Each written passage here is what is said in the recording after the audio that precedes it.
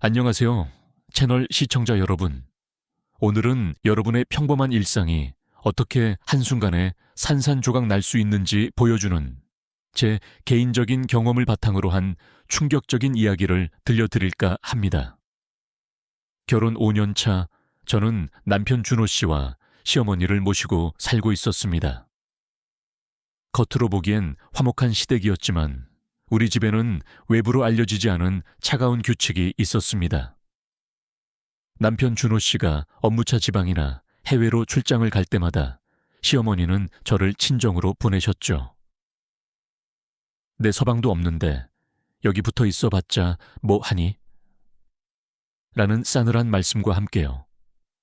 저는 그저 시어머니 눈밖에 난 쓸모없는 며느리라 생각했습니다. 마음속은 찢어질 듯 아팠지만 혹여나 불효자가 될까 두려워 묵묵히 시키는 대로 따랐습니다. 하지만 친정 엄마의 예리한 질문이 저를 깨웠습니다. 어떻게 딱 준호가 없을 때만 너를 보내는 거니? 아무래도 이상하다. 네가 직접 확인해 보렴. 그날 밤 저는 도저히 잠을 이룰 수 없었습니다. 가슴속에 싹튼 이상한 의심은 저를 가만두지 않았죠. 저는 모두에게 거짓말을 하고 한밤중에 아무도 모르게 시댁으로 돌아가는 위험한 결정을 내렸습니다. 칠흑 같은 어둠 속 숨을 죽이고 현관문을 열고 들어섰을 때 시계 초침 소리만 들릴 정도로 집은 고요했습니다. 그러나 시어머니 방 앞을 지나치는 순간 제 발걸음은 멈춰 섰습니다. 방문 틈새로 새어나오는 도저히 믿을 수 없는 기괴하고도 생생한 소리 때문이었습니다. 그 소리는 저를 공포와 배신감에 늪으로 끌고 들어갔습니다. 과연 그 방 안에서 어떤 끔찍한 진실이 벌어지고 있었을까요? 결혼식 날 남편 준호 씨와 제가 주고받았던 따뜻한 시선과 굳건한 약속은 영원할 줄 알았습니다. 그날 준호 씨는 제 손을 잡고 당신이 세상에서 가장 행복한 여자가 되도록 평생 지켜줄게. 우리 두 사람, 그리고 우리 가족은 누구보다 굳건할 거야. 라고 속삭였습니다. 그 목소리에는 흔들림 없는 사랑과 신뢰가 담겨 있었고 저는 그 말을 믿었습니다. 시어머니를 모시고 사는 것이 쉽지 않다는 것을 알고 있었지만 준호 씨의 사랑과 제가 가진 성실함만 있다면 모든 어려움을 극복할 수 있다고 믿어 의심치 않았습니다. 저희 시댁은 겉으로 보기에는 평범하고 화목한 가정이었습니다. 준호 씨는 효심 깊은 아들이었고 시어머니는 단정하고 예의를 중시하는 분이셨죠. 하지만 그 단정함 속에는 며느리인 저에게만 향하는 날카로운 칼날이 숨겨져 있었습니다. 사소한 행동 하나, 말투 하나까지도 시어머니의 엄격한 기준에 맞추려 노력해야 했습니다.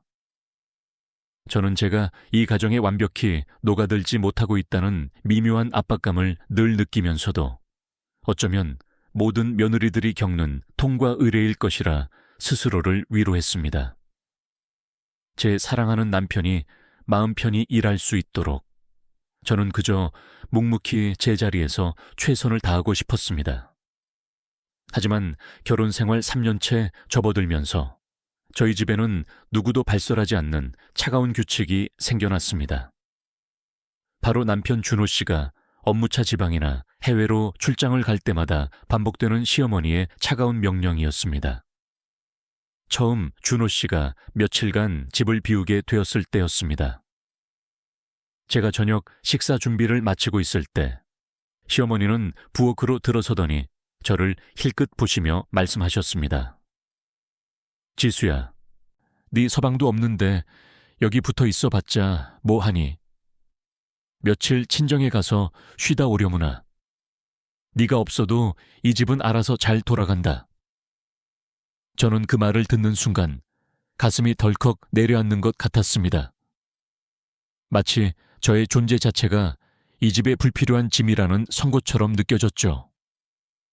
남편 없는 빈자리를 제가 채워드리고 싶다고 집안일을 열심히 하겠다고 말씀드리고 싶었지만 시어머니의 눈빛은 그 어떤 반론도 허락하지 않는 얼음장 같았습니다. 저는 그저 고개를 숙이고 짧게 네, 어머님이라고 대답할 수밖에 없었습니다. 그렇게 저는 남편이 출장을 떠날 때마다 짐을 꾸려 친정으로 향하는 며느리가 되었습니다. 처음에는 시어머니가 저를 배려해서 쉬게 해주는 것이라고 애써 긍정적으로 생각하려고 했습니다. 하지만 2번, 3번, 그리고 4번, 매번 똑같은 상황이 반복되자 저는 더 이상 스스로를 속일 수 없었습니다. 시어머니는 저를 싫어하시는구나. 저는 그저 이 집안에 잠시 얹혀 사는 방해꾼에 불과하구나. 제 마음은 끝없이 바닥으로 침잠했습니다. 남편과의 사랑을 믿었지만 남편이 없는 곳에서 저는 완전히 고립된 이방인이었습니다. 제 친정엄마는 그런 저를 안타깝게 보셨습니다. 제가 집에 돌아갈 때마다 엄마는 딸아, 시집살이라는 게 원래 참고 사는 거란다. 네가 너의 자리를 지키려 노력해야지. 라고 하시면서도 깊은 한숨을 내쉬셨습니다. 그리고 어느 날 밤 엄마는 조용히 제게 말씀하셨습니다. 지수야, 아무리 생각해도 이상하지 않니? 어떻게 딱 준호가 없을 때만 너를 친정에 보내는 거니? 그건 상식적으로 이해가 안 돼. 한 번쯤은 네가 직접 주의 깊게 지켜보렴. 엄마의 그 한마디는 제 가슴속에 박힌 의혹을 터뜨리는 결정적인 도화선이 되었습니다. 저는 그날 밤 도저히 잠을 이룰 수 없었습니다. 겉으로는 평화로워 보이는 이 집의 벽 뒤에 숨겨진 비밀이 무엇인지 제 발로 직접 확인해야만 한다는 강렬한 충동이 저를 사로잡았습니다. 더 이상 이 의혹의 그림자 속에서 살고 싶지 않았습니다. 만약 제가 생각하는 최악의 상황이 현실이라면 이대로 눈 감고 모른 척한다면 저는 평생 후회와 죄책감 속에서 살아가게 될 것 같았습니다. 저는 결국 모두에게 거짓말을 하는 위험한 결정을 내렸습니다. 다음 날 낮에는 평소처럼 친정에 가는 척했지만 밤이 깊어지자 몰래 시댁으로 되돌아가기로 한 것입니다. 그날 밤 저는 다시 집을 나섰습니다. 칠흑 같은 어둠이 깔린 시골길은 인기척 하나 없이 등골을 오싹하게 하는 찬 바람만 불어왔습니다. 저는 공포에 떨면서도 발걸음을 재촉했습니다. 가슴은 터질 듯이 뛰었지만 멈출 수 없었습니다. 시댁 대문 앞에 도착했을 때 저는 숨을 크게 들이마시고 떨리는 손으로 조용히 열쇠를 돌렸습니다. 문을 열고 조심스럽게 안으로 들어섰습니다. 집안은 시계 초침이 새기는 소리만 들릴 정도로 마치 죽은 듯이 고요했습니다. 저는 발소리를 죽이고 복도를 따라 걸었습니다. 모든 방이 어둠 속에 잠겨 있었지만 복도의 끝에 있는 시어머니의 방문 앞을 지나치는 순간 제 심장은 요동치기 시작했습니다. 그 순간 제 발걸음은 마치 바닥에 뿌리를 내린 것처럼 움직일 수 없었습니다. 어둠 속 굳게 닫힌 방문 틈새로 도저히 믿을 수 없는 기괴하고도 불길한 소리가 아주 희미하게 새어나오고 있었기 때문입니다. 그 소리는 저를 공포와 배신감의 늪으로 끌어당기며 제 결혼 생활이 돌이킬 수 없는 비극의 시작점에 와 있음을 예고하고 있었습니다. 복도를 따라 흐르던 고요함은 순식간에 깨졌습니다. 시어머니의 방문 틈으로 새어나오는 그 소리, 그것은 평범한 대화나 앓는 소리가 아니었습니다. 중간에 끊어질 듯 이어지다가 갑자기 격렬해지는, 명백히 허락되지 않은 종류의 신음소리였습니다. 저는 그 자리에서 온몸이 얼어붙는 듯 했습니다. 양발이 바닥에 뿌리를 내린 것처럼 꼼짝달싹할 수 없었습니다. 심장이 너무 크게 뛰어 온 집안에 울려 퍼질까 두려워 숨조차 제대로 쉴 수 없었습니다. 저는 잘못 들었을 거야. 뭔가 헛것을 들었을 거야. 라고 필사적으로 자신을 설득하려 했습니다.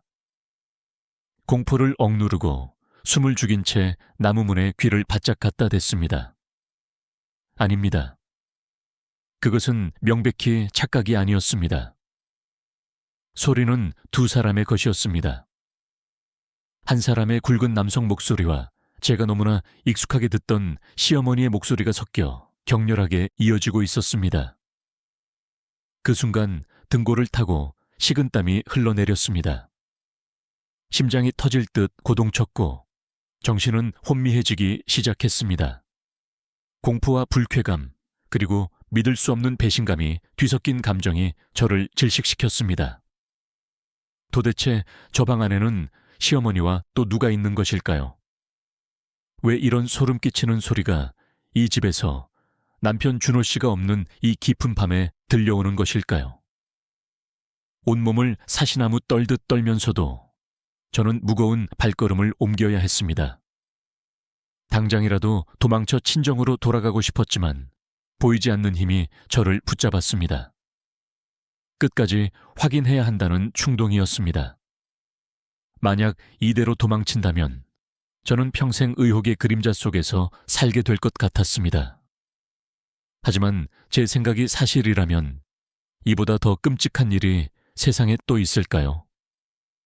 다시 문으로 다가가려는 순간 갑자기 문이 살짝 열렸습니다.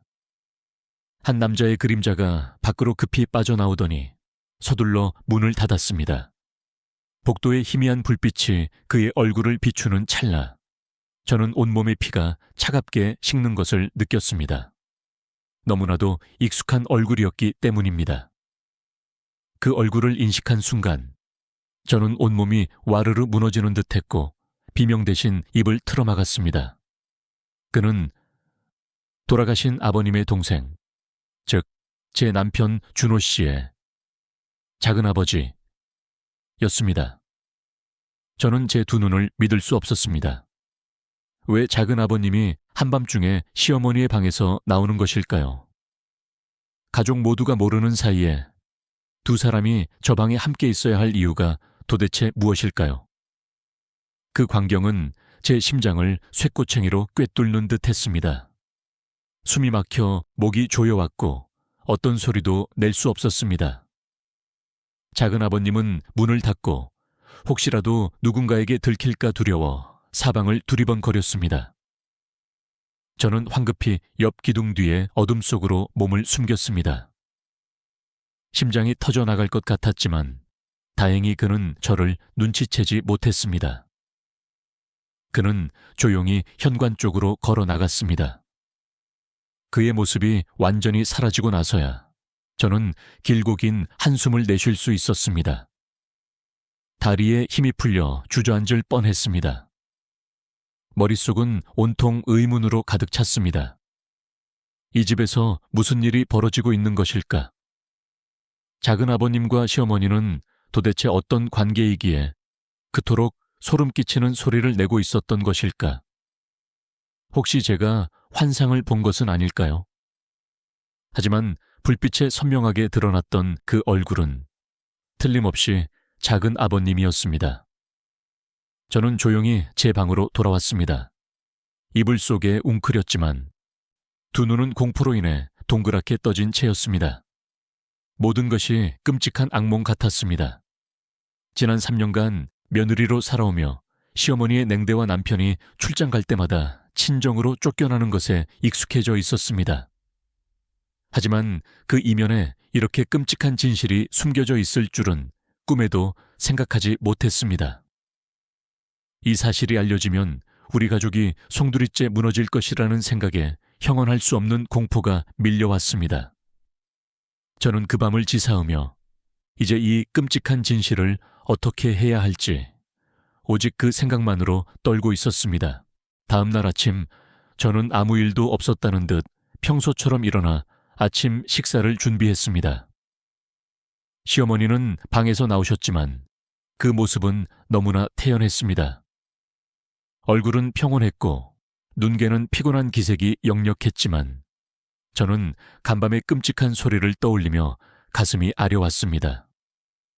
저런 얼굴 뒤에 죄로 가득 찬 비밀이 숨겨져 있다니.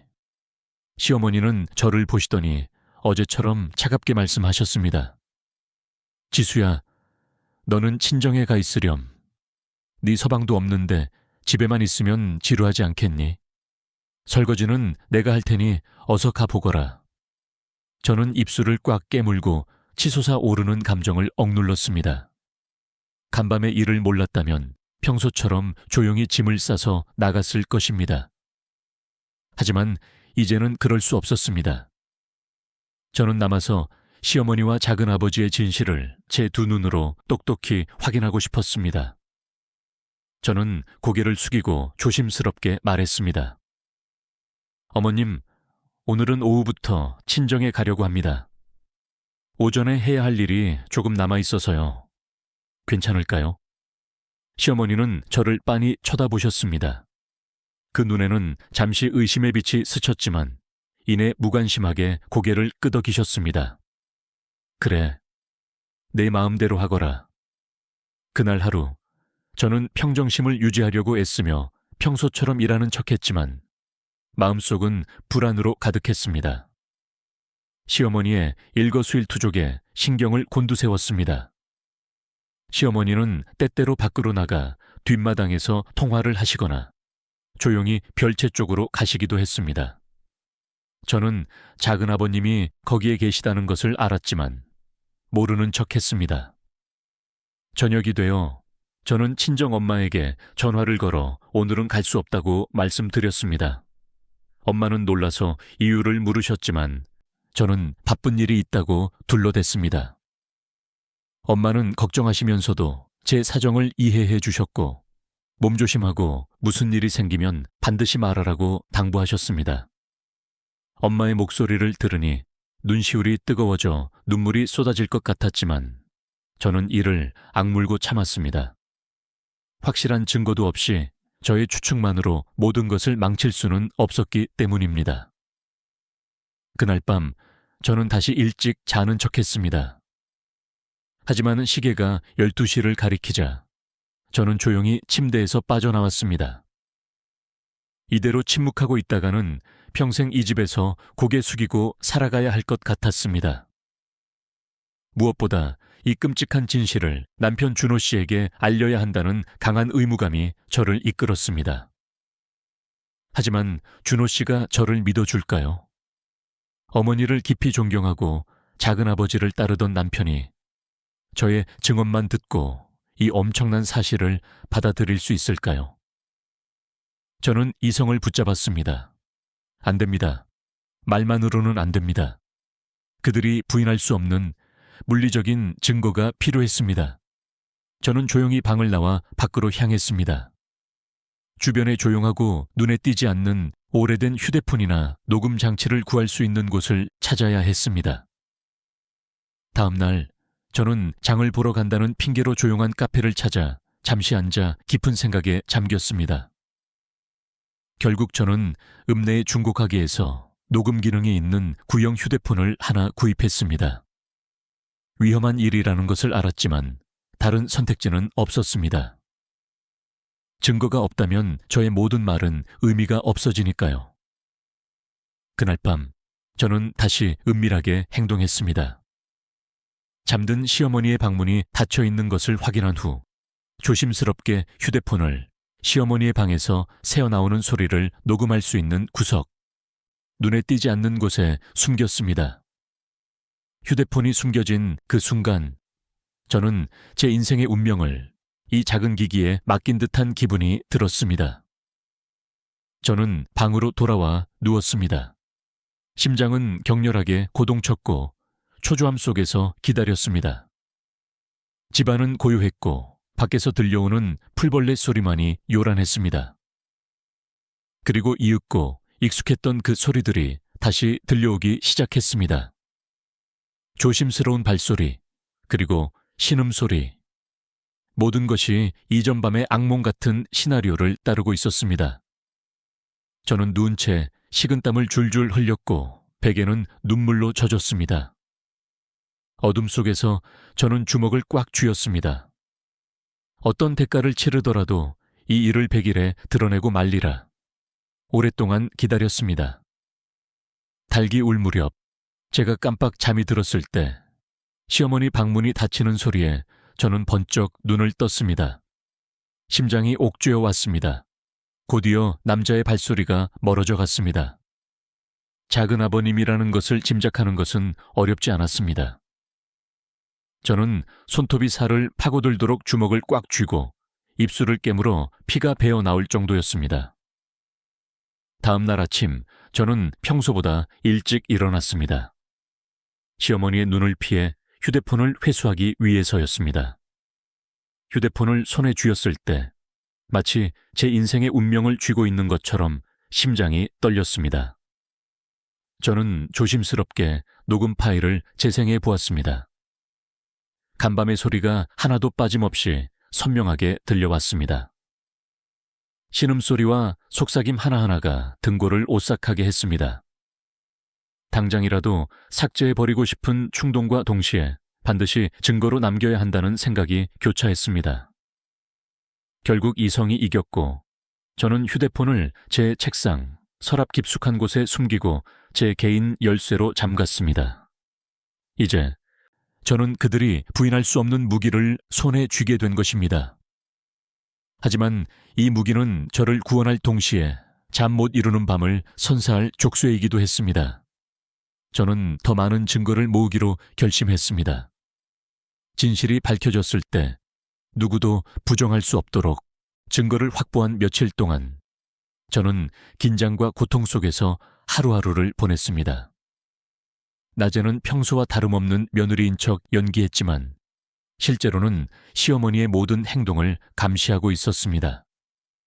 시어머니는 때때로 마당에서 물을 주거나 물건을 정리한다는 핑계로 별채 쪽으로 향했고 작은 아버님 역시 밭에 나간다는 핑계로 나타나 두 사람은 은밀하게 만남을 가졌습니다. 밤이 되면 모든 것이 반복되었고 저를 괴롭히는 그 소리는 다시 울려 퍼졌습니다. 시어머니 역시 제가 무언가를 눈치챘다는 직감을 한 듯 했습니다. 어느 날 저녁 제가 부엌에서 설거지를 하고 있을 때 시어머니가 불쑥 들어서더니 섬뜩할 정도로 낮은 목소리로 말씀하셨습니다. 지수야, 네가 바보가 아니라는 건 안다. 하지만 명심하거라. 네가 이 집에 사는 한 내 방식대로 따라야 해. 어리석게도 거역하려 들지 마. 저는 그 자리에 얼어붙었습니다. 그녀는 이미 저를 의심하고 있었고 제 모든 움직임은 그녀의 감시 아래 놓여 있었습니다. 며칠 후 남편 준호 씨에게 문자가 왔습니다. 이번 주말에 돌아가. 보고 싶어.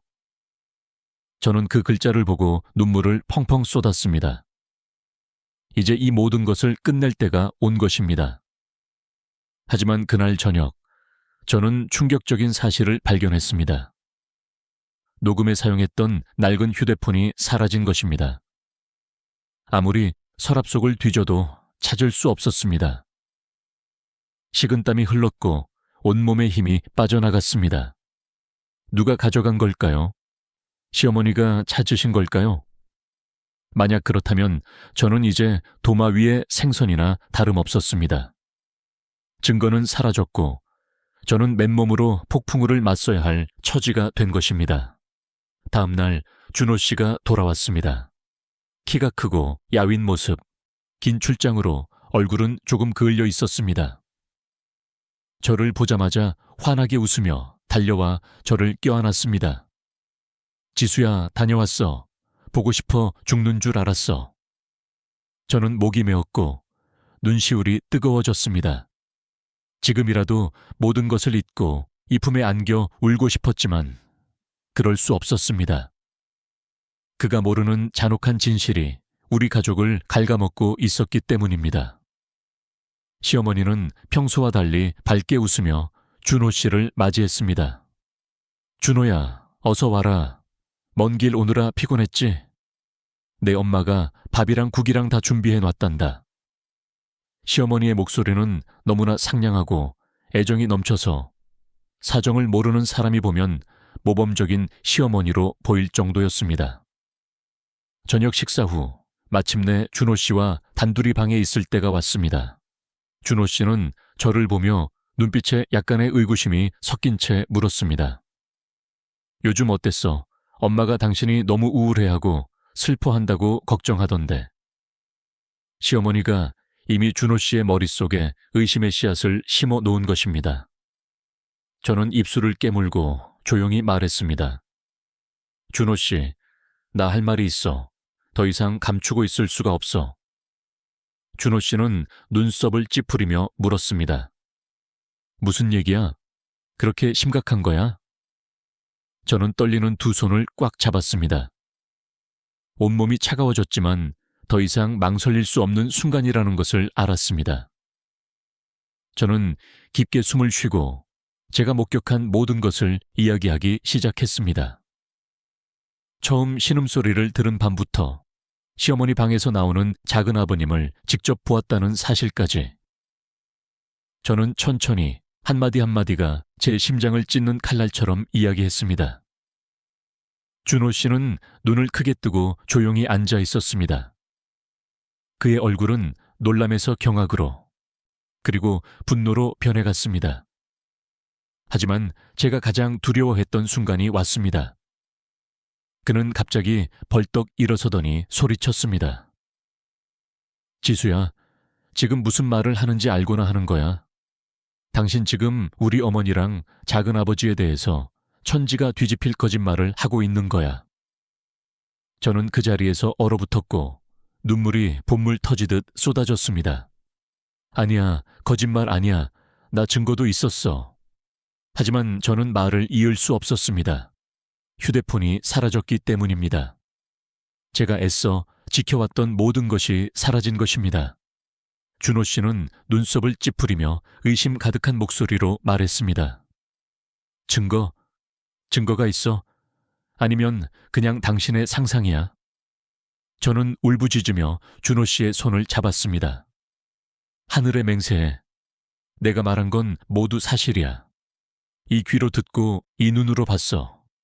녹음까지 했는데 지금은 어쩐 일인지 사라져버렸어. 준호 씨는 괴로운 표정으로 제 손을 뿌리쳤습니다. 지수야, 어떻게 우리 어머니를 그렇게 의심할 수 있어? 어머니가 얼마나 고생하며 나를 키우고 우리를 위해 헌신했는데. 당신이 어떻게 이런 파렴치한 말을 해? 누가 들으면 우리 집 명예가 어떻게 되겠어? 바로 그때 문 밖에서 시어머니의 목소리가 들려왔습니다. 너희들 뭘 그렇게 큰 소리로 얘기하는 거니?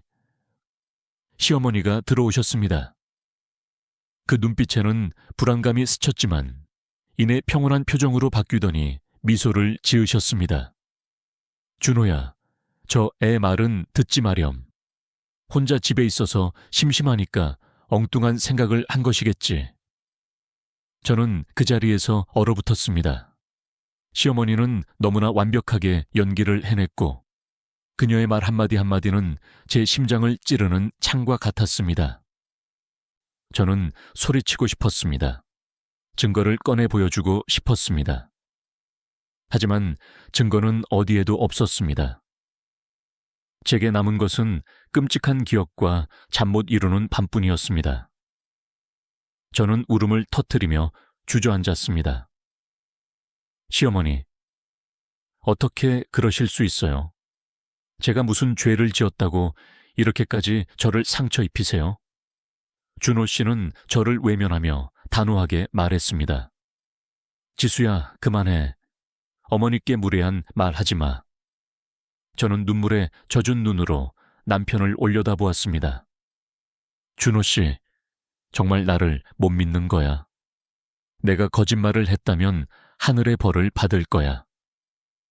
준호 씨는 흔들렸지만 시어머니는 아들을 끌어안고 울부짖었습니다. 준호야, 봐라. 저 애가 지금 엄마를 저주하고 천벌을 받으라 하지 않니? 그런데도 너는 거기 서서 뭘 망설이고 있니? 저는 바닥에 주저앉았습니다. 심장이 산산조각 났습니다. 저는 이제 진정한 싸움이 시작되었으며 제게 남은 길은 오직 하나뿐이라는 것을 알았습니다. 어떤 대가를 치르더라도 증거를 되찾거나 아니면 모든 것을 잃는 것. 남편 준호 씨가 저를 믿지 않고 시어머니의 편을 든 그날 이후 저희 집안의 공기는 팽팽하게 당겨진 활시위처럼 긴장감으로 가득했습니다. 준호 씨는 눈에 띄게 차가워졌고 의심의 색깔이 섞인 눈빛으로 저를 바라보곤 했습니다. 저는 비통함 속에서도 포기할 수 없었습니다. 만약 제가 여기서 무너진다면 저의 명예와 결혼 생활, 그리고 제가 지켜온 모든 것이 시어머니에게 유린당할 것이기 때문입니다. 저는 조용히 시어머니를 감시했습니다. 그녀의 발걸음 하나하나, 방에 들어설 때, 심지어는 불단에 갈 때까지 모든 것을 주시했습니다. 반드시 증거를 되찾아야 했습니다. 며칠간의 관찰 끝에 시어머니가 침대 아래에 낡은 나무 상자매에 자물쇠를 채우는 것을 보았습니다. 저는 직감했습니다. 중요한 무언가가 아마도 제 휴대폰이 그 안에 있을 것이라고. 경솔하게 움직여서는 안 되었습니다. 작은 실수 하나라도 시어머니는 즉시 눈치챌 것이고 저는 마지막 희망마저 잃게 될 테니까요. 어느 날 오후 시어머니가 이웃집 친구 댁에 마시를 간 틈을 타 저는 몰래 시어머니 방에 들어섰습니다. 심장은 격렬하게 고동쳤고 떨리는 손으로 서랍을 열고 구석구석을 뒤졌습니다. 마침내 쌀독 속에 숨겨져 있던 작은 열쇠 꾸러미를 발견했습니다. 저는 손을 떨며 나무 상자의 자물쇠에 구멍에 열쇠를 넣고 돌렸습니다. 상자 뚜껑이 열리는 순간 심장이 멎는 듯 했습니다. 안에는 여러 물건과 함께 놀랍게도 제 낡은 휴대폰 다알이 놓여 있었습니다. 저는 떨리는 손으로 그것을 집어들었습니다. 다행히 녹음 파일은 그대로 남아 있었습니다. 테스트 삼아 하나를 재생하자 익숙한 그 소리가 선명하게 울려 퍼졌습니다. 등골이 오싹했지만 모든 진실이 아직 여기에 있었습니다. 저는 서둘러 휴대폰 전원을 끄고 주머니에 감춘 뒤 모든 것을 원래대로 정리했습니다. 상자에 다시 자물쇠를 채우고 열쇠를 제자리에 숨긴 후 방을 나섰을 때 다리에 힘이 풀렸지만 마음속에는 전례 없는 희망의 빛이 빛나고 있었습니다. 저는 곧바로 친정 엄마를 찾아갔습니다. 엄마를 보자마자 저는 참지 못하고 껴안고 울음을 터뜨렸습니다. 저는 떨리는 목소리로 모든 상황을 이야기했고 휴대폰 녹음 파일까지 들려드렸습니다. 엄마는 얼굴이 새파래졌고 손을 부들부들 떨었습니다. 하지만 이내 깊은 한숨을 쉬며 말씀하셨습니다. 지수야, 내게 증거가 있으니 두려워할 것 없다. 엄마가 네 편이 되어 너를 지켜줄 테니. 엄마의 조언은 단호했습니다. 남편에게만 개별적으로 보여주지 마라. 모든 사람이 함께 있을 때를 택해야 한다. 증인이 많을수록 좋다. 그때 재생해야 진실이 너 대신 말해줄 것이다. 저는 마침내 결전의 날을 잡았습니다. 며칠 후 집안의 큰 행사인 조상님 제사가 있는 주말이었습니다. 시댁의 모든 친척들이 모이는 진실이 더 이상 부정될 수 없는 완벽한 순간이었습니다. 저는 제사 음식을 준비하고 청소를 하면서도 겉으로는 효심 깊은 며느리처럼 바쁘게 움직였지만 마음속에는 치밀한 계획이 있었습니다. 저는 휴대폰을 몸에 지니고 숨겼고 만약을 대비해 배터리를 확인했습니다. 이것은 실패가 허용되지 않는 결정적인 전투였습니다. 제사 당일 아침 일찍부터 친척들이 모여들기 시작했습니다. 집안은 사람들의 웃음소리와 향냄새로 가득 찼습니다. 시어머니는 여전히 위험 있는 모습으로 사람들을 맞이했고 우리 며느리가 얼마나 살림을 잘하는지 집안일을 다 도맡아 해준다며 저를 칭찬했습니다. 저는 그 말을 듣고 쓴웃음을 삼켰습니다. 그 말 속에 숨겨진 위선을 아는 사람은 저뿐이었기 때문입니다. 제사 음식이 차려지고 모두 자리에 앉았습니다. 작은 아버님도 와 계셨습니다. 그는 다른 어르신들 옆에 앉아 마치 자신이 청렴결백한 사람인 양 쾌활하게 웃으며 이야기를 나누고 있었습니다. 저는 주먹을 꽉 쥐고 그의 일거수일투족을 주시했습니다. 바로 그때 남편 준호 씨가 일어나 술잔을 올리며 자랑스러운 목소리로 말했습니다. 여러분, 제사에 와주셔서 감사합니다. 저는 어머니와 아내가 집안일을 든든하게 잘해주어서 정말 마음이 든든합니다. 저는 준호 씨를 보며 눈물이 쏟아질 것 같았습니다. 몇 분 후면 그 자부심은 끔찍한 충격으로 변할 것입니다.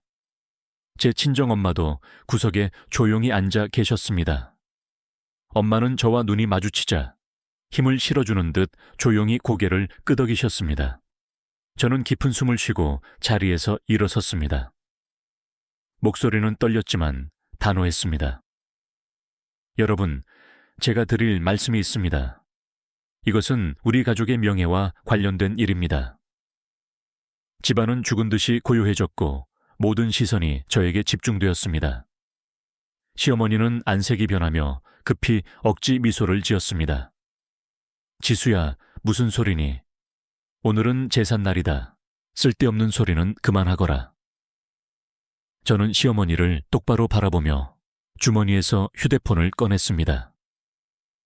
손은 떨렸지만 목소리에는 힘이 있었습니다. 쓸데없는 소리가 아닙니다. 여러분께 직접 듣고 판단해 주시기를 부탁드립니다. 저는 재생 버튼을 눌렀습니다. 순식간에 그 끔찍했던 밤의 소리들이 집안 가득 울려 퍼졌습니다. 신음소리, 속삭이는 소리, 그 무엇도 부정할 수 없는 적나라한 소리들만이 모두를 침묵시키며 공간을 가득 채웠습니다. 저는 남편 준호 씨의 얼굴이 새파랗게 질리며 떨리는 손에서 술잔이 떨어지는 것을 보았습니다. 친척들은 서로를 바라보며 경악했습니다. 시어머니는 펄쩍 뛰며 소리쳤습니다. 당장 꺼. 저 며느리가 거짓말하는 거야. 조작이야. 하지만 시어머니의 목소리는 떨렸고 눈빛은 공포에 질려 있었습니다. 작은 아버님은 식은땀을 줄줄 흘리며 고개를 숙였습니다.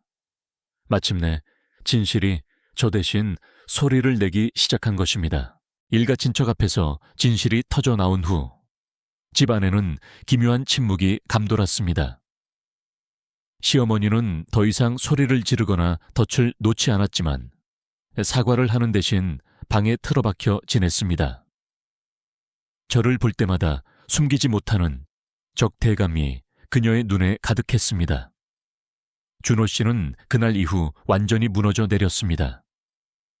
그는 말을 잃었고 하루 종일 묵묵히 일하다 방에 틀어박히곤 했습니다.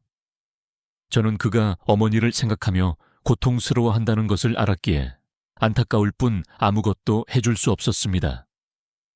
하지만 시어머니는 쉽게 패배를 인정할 사람이 아니었습니다. 그녀는 오만했고 다른 사람을 지배하는 데 익숙한 사람이었습니다. 그런 그녀가 며느리인 저에게 친척들 앞에서 망신을 당했으니 그 굴욕감을 어찌 참을 수 있었겠습니까? 그녀의 시선은 저를 깎아내리는 차가운 칼날 같았습니다. 며칠 지나지 않아 시어머니는 행동을 개시했습니다. 그녀는 더 이상 은밀한 불륜을 지속하는 대신 저의 명예를 짓밟는 방식으로 복수를 시작했습니다. 어느 날 오후 제가 마당에서 빨래를 널고 있을 때 시어머니가 일부러 이웃집 아주머니들을 불러들이는 소리가 들렸습니다. 시어머니는 그 아주머니들을 정겹게 맞이하며 차를 내놓더니 곧 탄식하듯 한탄하기 시작했습니다. 아이고, 아주머니, 제가 정말 힘듭니다. 이 늙은 것이 며느리한테 무시당하며 살고 있네요. 얘가 저를 조금도 존경할 줄 모릅니다. 어느 날은 제 면전에 대고 이 집의 짐짝이라고 하더군요. 늙어서 이런 소리를 듣고 산이 참 서럽습니다. 저는 그 자리에서 얼어붙었습니다. 제 손은 떨렸고 물이 담긴 대야를 놓칠 뻔했습니다. 시어머니의 말은 모두 지어낸 것이었습니다. 저는 시어머니에게 아무리 심한 대우를 받았어도 결코 무례하게 대한 적이 없었고 그저 이를 악물고 참았을 뿐이었습니다. 그런데 지금 있지도 않은 이야기를 지어내 저를 폐륜적인 며느리로 만들고 있는 것입니다. 이웃 아주머니들은 혀를 차며 고개를 저었습니다. 요즘 며느리들 참 무섭네요. 그렇게 착하신 분이 저런 취급을 받으시다니. 다른 사람들에게도 말해서 혼을 좀 내줘야겠어요. 저는 밖으로 나가 평정심을 유지하며 말했습니다. 어머님, 왜 그런 말씀을 하세요? 제가 언제 어머님께 무례하게 행동했습니까?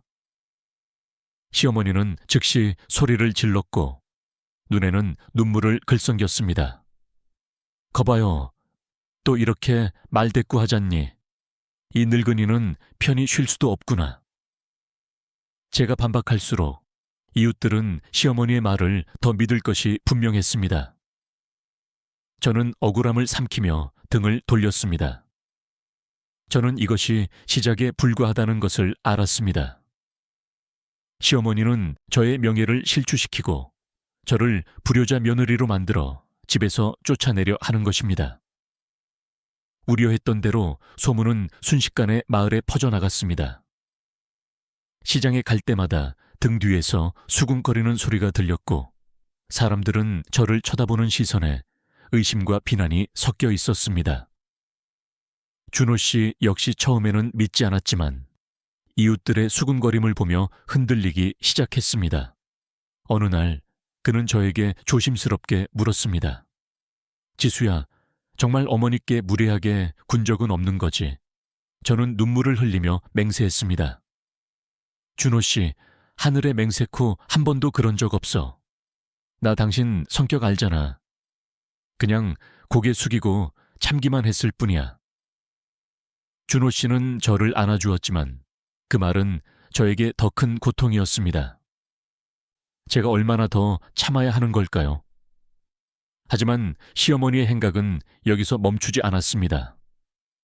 어느 날 시어머니는 마당에서 일부러 넘어지는 척했습니다. 제가 달려가 부축하려 하자 그녀는 곧바로 소리를 질렀습니다. 아이고, 이 애가 나를 밀어서 넘어뜨렸어요.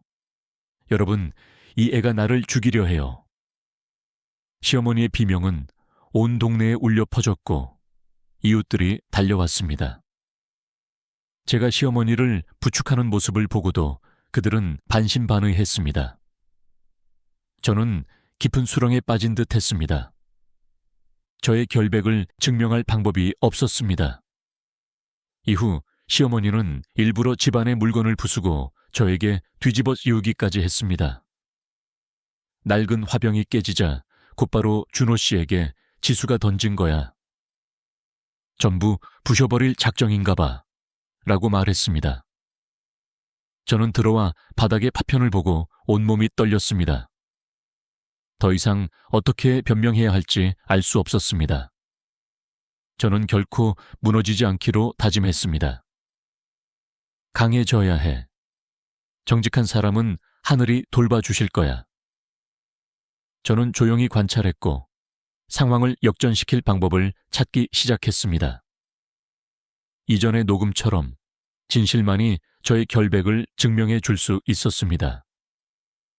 저는 거실에 초소형 카메라를 몰래 설치했습니다. 며칠 후 마침내 기회가 왔습니다. 그날 오후 시어머니는 일부러 김치떡이나 젓갈 단지를 바닥에 엎지르더니 소리쳤습니다. 지수야, 이리 와봐. 네가 엎질러 놓고 그냥 갔지. 제가 달려가자 시어머니는 콧방귀를 뀌며 준호 씨를 불렀습니다. 준호야, 와서 이것 좀 볼렴. 얘가 또 문제를 일으켰구나. 준호 씨가 지친 얼굴로 달려왔습니다. 저는 더 이상 울거나 애원하지 않았습니다. 조용히 카메라를 숨긴 곳으로 가 메모리 카드를 꺼내들고 단호하게 말했습니다. 준호 씨, 내게 증거가 있어. 나는 아무 짓도 하지 않았어. 전부 녹화되어 있어. 시어머니의 얼굴이 순간적으로 바뀌더니 소리를 질렀습니다. 네가 감히 집에 카메라를 설치했단 말이냐? 그렇게까지 해서 나를 함정에 빠뜨리고 싶었니? 저는 떨렸지만 단호한 목소리로 말했습니다. 어머님, 저는 제 결백을 증명하고 싶었을 뿐입니다. 더 이상 부당하게 비난받는 것을 참을 수 없었습니다. 준호 씨는 메모리 카드를 받아 컴퓨터로 열었습니다. 화면에는 시어머니가 스스로 젓갈 단지를 엎지르고 저를 부르는 모습이 선명하게 담겨 있었습니다. 더 이상 부정할 수 없었습니다. 남편은 그 자리에서 굳어버렸고 어머니를 돌아보며 목이 메인 목소리로 말했습니다. 어머니, 왜 이러신 겁니까? 왜 제 아내를 이렇게까지 궁지로 몰아넣으신 겁니까? 시어머니는 바닥에 주저앉아 눈을 부릅뜨고 울부짖었습니다. 저 애 때문이야. 저 애가 친척들 앞에서 내 면목을 뭉갰어. 내가 저 애를 미워하니까. 저는 눈물을 흘렸습니다. 이제는 분노가 아닌 연민이었습니다.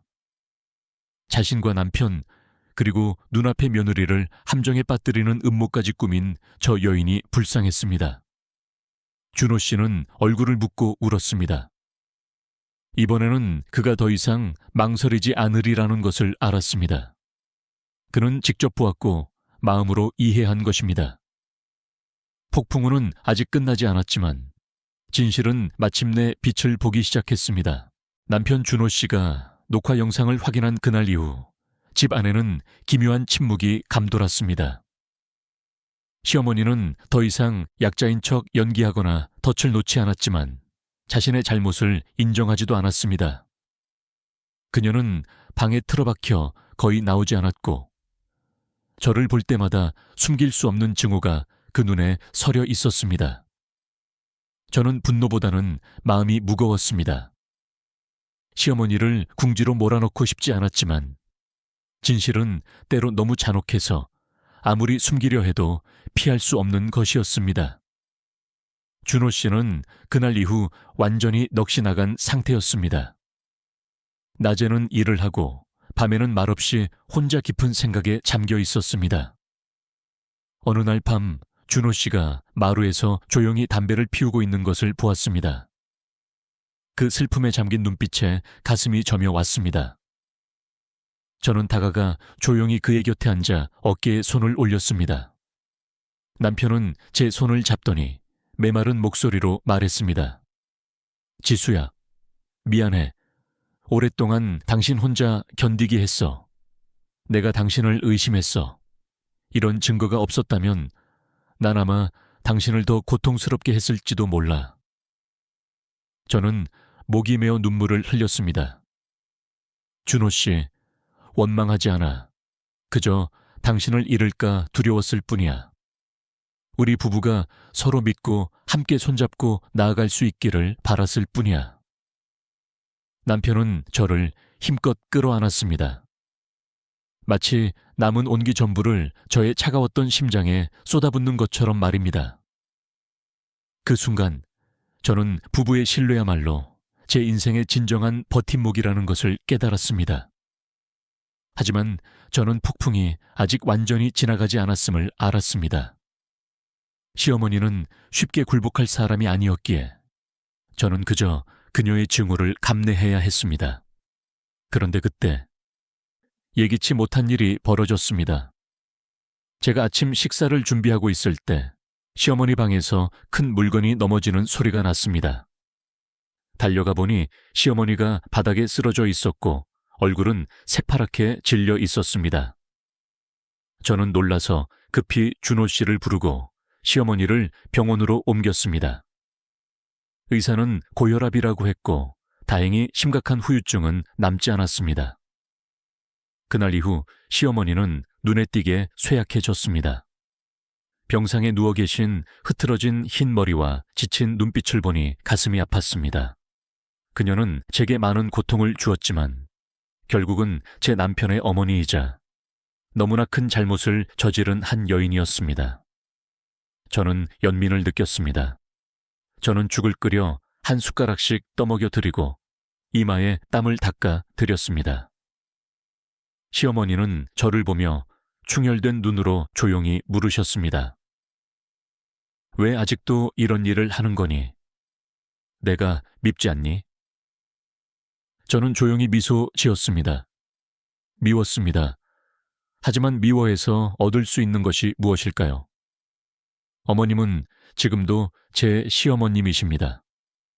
며느리는 시부모님을 봉양하는 것이 도리입니다. 그저 어머님께서 제 진심을 알아주시면 좋겠습니다. 저는 정말 이 가정이 평온하기를 바랄 뿐입니다.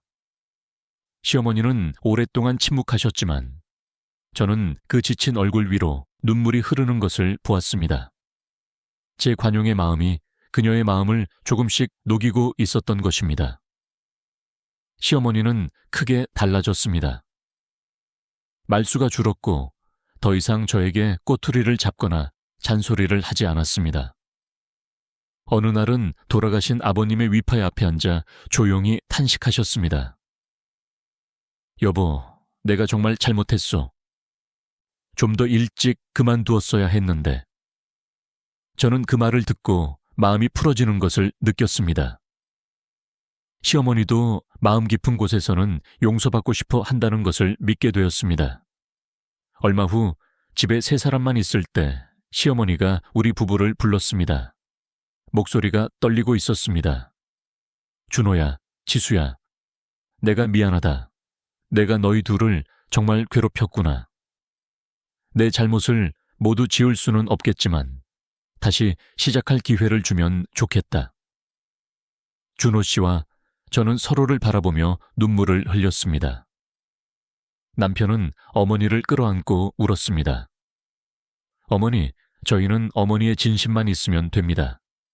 저희는 지금도 가족입니다. 저 역시 무릎을 꿇고 시어머니의 손을 잡았습니다. 어머님, 저도 그러기를 바랍니다. 그날 이후 작고 소박한 저희 집에는 더 이상 고함이나 증오의 눈빛이 없었습니다. 대신 후회로 가득 찬 침묵과 서로를 배려하려는 노력이 생겨났습니다. 시어머니는 점차 저를 상냥하게 대하기 시작했고 준호 씨 역시 신뢰를 되찾고 저를 더욱 소중히 여겨주었습니다.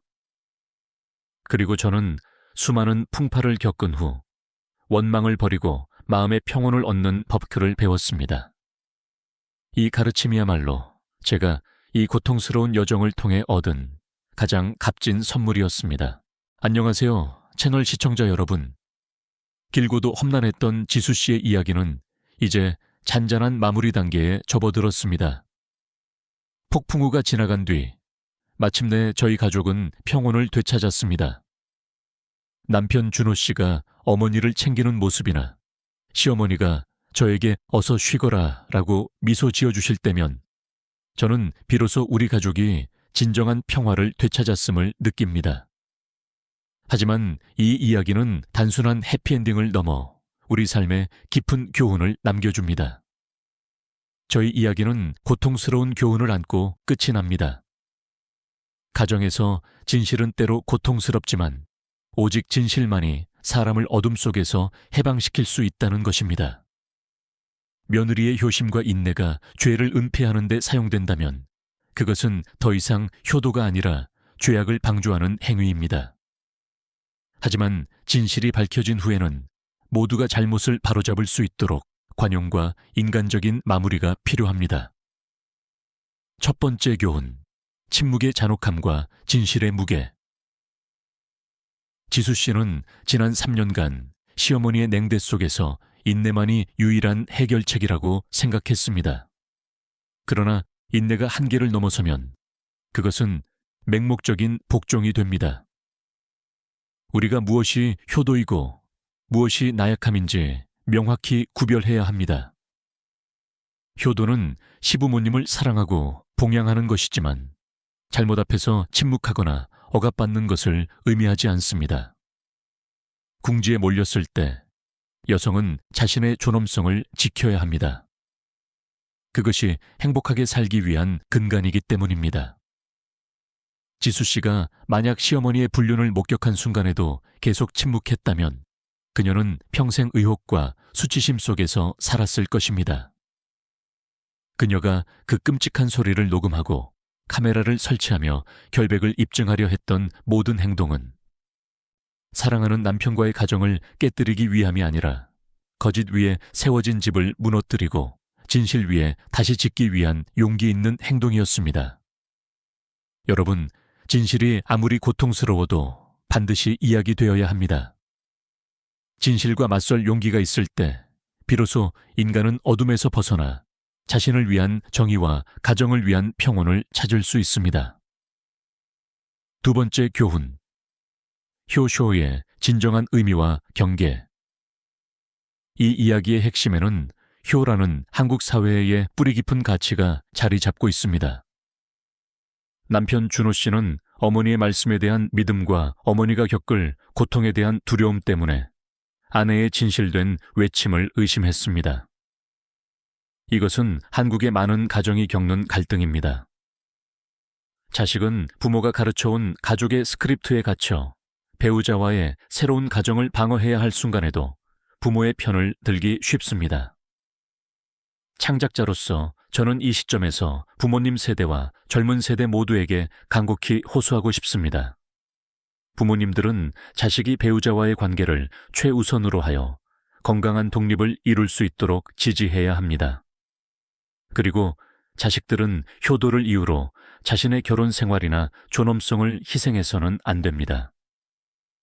진정한 효도는 부모의 죄를 덮어주는 것이 아니라 부모가 스스로 잘못을 인정하고 회개할 수 있는 길을 열어주는 데 있습니다. 준호 씨가 어머니의 행위를 영상으로 확인하고 절망했을 때 그는 비로소 그동안 지켜왔던 맹목적인 효의 껍질을 깨고 성숙한 남편으로 거듭날 수 있었습니다. 세 번째 교훈. 관용이 가져온 기적 같은 치유. 이 모든 고통스러운 과정 끝에 지수 씨가 선택한 것은 미움이나 복수가 아니었습니다. 바로 관용과 용서였습니다. 시어머니가 쇠약해졌을 때 지수 씨는 자신의 도리로서 시어머니를 간병하는 것을 택했습니다. 미웠습니다. 하지만 미워해서 얻을 수 있는 것이 무엇일까요? 라는 지수 씨의 고백은 원망을 버리고 마음의 평온을 얻기 위한 자기 자신과의 약속이었습니다. 이 관용의 힘이 시어머니의 마음을 변화시켰습니다. 끝없는 증오와 적대감으로 가득 찼던 시어머니는 며느리의 헌신적인 사랑 앞에서 비로소 자신의 죄를 깨닫고 사과했습니다. 관용은 증오보다 훨씬 큰 치유의 힘을 가지고 있습니다. 결국 관용은 시어머니의 마음을 열게 했고 준호 씨와의 신뢰를 회복시켰으며 우리 가족을 파국의 벼랑 끝에서 구출해 주었습니다. 이 이야기가 여러분의 마음을 울렸다면 저는 이 세 가지 깊은 인간적인 가치를 전하고 싶습니다.